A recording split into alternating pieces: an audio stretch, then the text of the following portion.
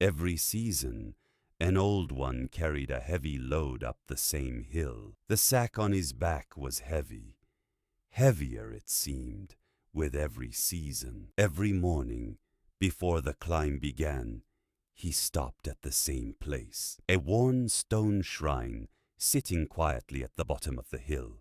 He knelt before it, as he always did, and he prayed. Let today's load be lighter. He rose slowly, the way he always did, and he began to climb the same hill, the same weight. His legs remembered every step of this road. Not far away, a younger one was already walking a road just like it. He carried the same size load, the same distance to climb, but he never stopped at the shrine. He simply walked until he noticed a stone sitting in his path. Without slowing down, he nudged it aside with his hoof. It cost him only a moment, but it was one less thing in his way, and one less thing in the way of tomorrow. A little way off, an old elder sat quietly.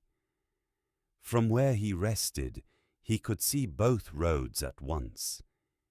He had lived on this land longer than either of the young ones had been alive, and in all his years he had never once seen a prayer carry a sack up a hill. The seasons turned. Morning after morning, the old one returned to the shrine.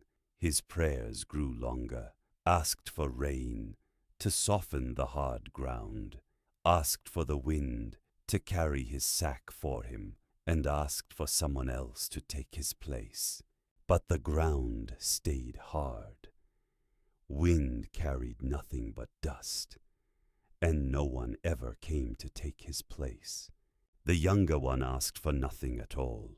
Each morning he simply walked his road, and each morning he moved what was in his way. A stone here, a fallen branch there, a rough patch of ground smoothed down by patient, repeated steps. Most days it seemed to make no difference at all, but stones, once moved, do not return.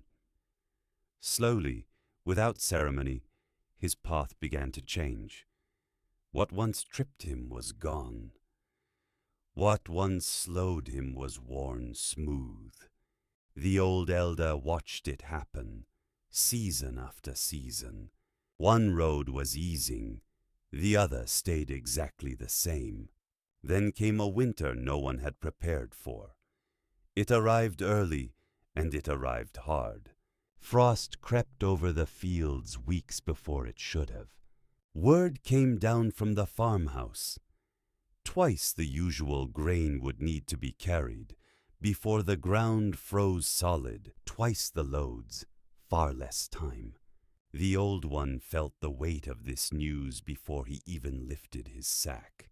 That morning, he prayed as he never had before. He begged for strength he did not have. He begged for the frost to hold off. He begged for a miracle to carry him through. Then he rose and began to climb. His same rough road, unchanged. The younger one passed him on the smoother road below, moving quickly, easily, one load already delivered. By midday, the younger one had made 2 full trips. By evening, 3. The old one was still only halfway through his second trip. His legs burned, and breath came in ragged clouds against the cold. He stopped, exhausted, on his same unchanged road. And for the first time, a thought rose clearer than any prayer he had ever spoken. No one was coming to carry this for him. He was the only one who could. The words sat heavy in his chest, heavier than the sack on his back. He did not go to the shrine again that night. Instead, halfway up the hill, in the fading winter light, he stopped. He looked down at the stone beneath his feet, and with what strength he had left, he nudged it aside. It did not fix the whole hill. It did not lighten the sack still on his back. It was only one stone. But it was his, slower than the younger one, further behind, but moving forward for the first time, on ground that was a little more his own. The elder watched him climb. He did not need to say a word. Spring came, as it always does. The old one still climbed the same hill, but his path was different now. He passed the shrine one morning. He did not kneel. He only paused, looked at the worn stone, and walked on. His load was still on his back, but now his own legs carried him forward.